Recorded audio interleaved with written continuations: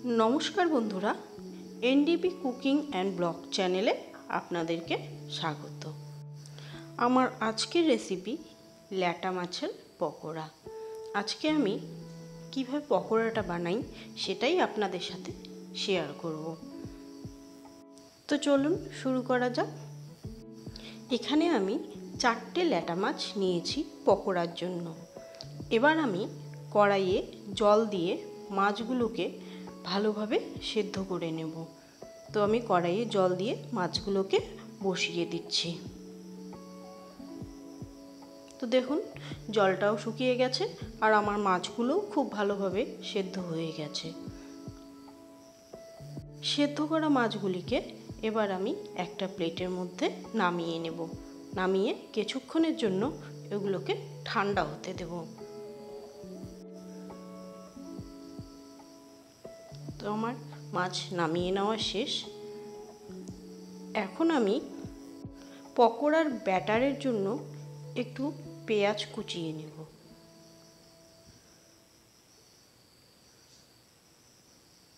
পেঁয়াজটা আমার কুচানো হয়ে গেলে আমি এখানে লঙ্কাও কুচিয়ে নেব।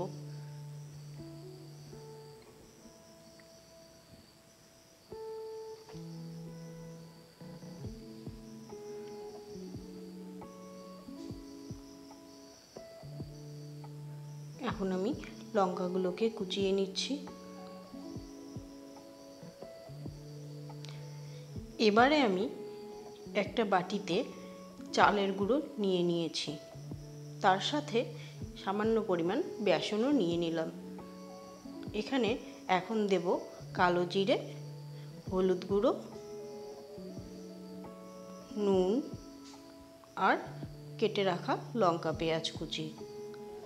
এবারে আমি সেদ্ধ করে রাখা মাছগুলো থেকে আস্তে আস্তে কাঁটাগুলোকে ছাড়িয়ে নেব।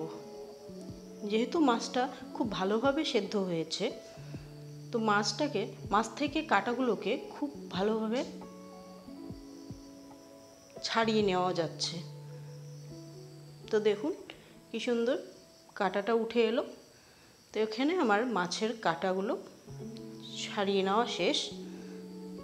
এবার আমি সেই ব্যাটারের সাথে এটাকে অ্যাড করব।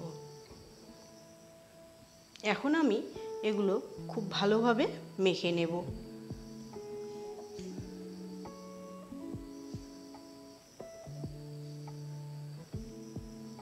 আমার এখানে একটুখানি জল দিতে হবে। জল দিয়ে আমি এটাকে ভালোভাবে মাখিয়ে নেব।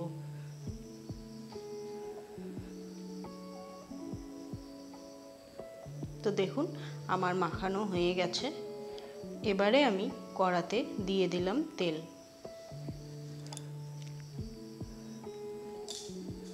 একে একে আমি এখন বড়াগুলোকে তেলের মধ্যে ছেড়ে দিচ্ছি। বড়াগুলোকে ভালোভাবে হালকা আঁচে উল্টে পাল্টে ভেজে নিতে হবে।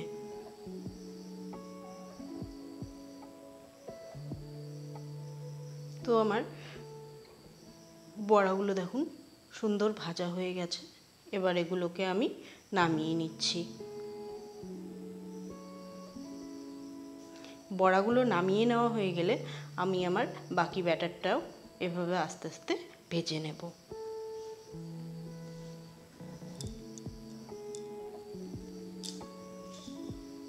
এই ল্যাটা মাছের পকোড়া অন্যান্যভাবেও করা যায়। অন্যান্য পদ্ধতিতে মাছটাকে না কেটে গোটা গোটা রেখে সেটাকে যদি আমি ব্যাটারের মধ্যে চুবিয়ে করি, সেটাতেও সুন্দর একটা পকোড়া হয়ে যায়। তো দেখুন আমার পকোড়া ভাজা প্রায় শেষের দিকে। এবার এগুলোকে আমি নামিয়ে নিচ্ছি।